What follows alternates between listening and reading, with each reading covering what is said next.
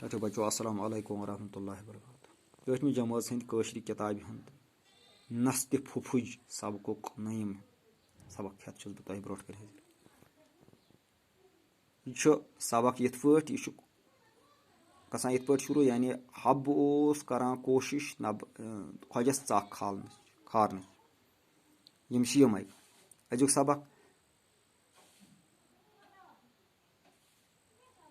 खोज ये खोज वन नबस कुन ये खोजन नबन अमिस पतमिस सबकस मज त्रुह लोनस तो खोजस खोत शरारत नब वोथस पे ऐ खच चाक खोज छुस वन वापस दरजाब ना ना चाक खचम न मगर चु करान तथ लायक खोजन वोनुस गो ना ऐ चाक खचम हबन वोनुस खोज वन जवाब सोचनी जे हब गो याशा कर थोद वथित चंद मज कोड़न खोर तो थप थार नीनस नस चटित खोजस रोज बुथिस पे नस तो फुफुज तो बस। टठो बचो सबकुक मानी क्या सन कशर जबान यह दुनिया सारे खुद बड़ जबान मान सठा पुरान जबान अत मज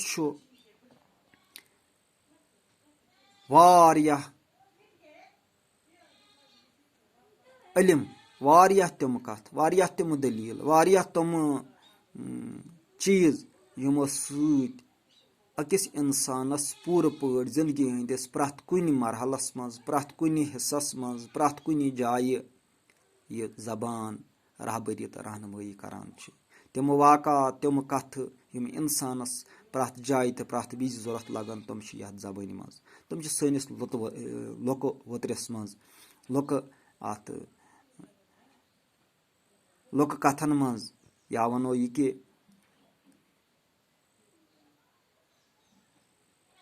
यानी सान प्रानो यथ मज थाय मच ताकि यम इन वल नस्ल आसन तिम नबन यमो कथों नश नसीहत यह नस्त फुफुज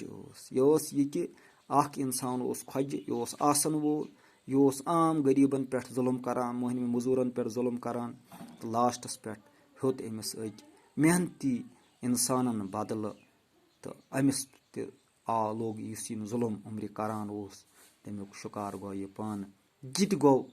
बदसूरत या दुनिया पे तो अमिस लोग पन्ने जुल्मुक सजा। अजकस सबकस मतलब सवाल खोजस कथ पे खच चाक खोजस खच नबनिस त्रुह दिनस पे चाक हबन क्या वोन खोजस हबन वोन खोजस जे खच चाक खोज क्या सोचान खोज वन जवाब सोचनी हबन क्या कोर हबन कोड़ चंद मज खोर तो नीन खोजस नस चटित खोजस क्या म्यूल पन्ने जुल्मुक पन्ने खुद गर्जी हुंद मुआवज यह अजुक सबक वसलाम।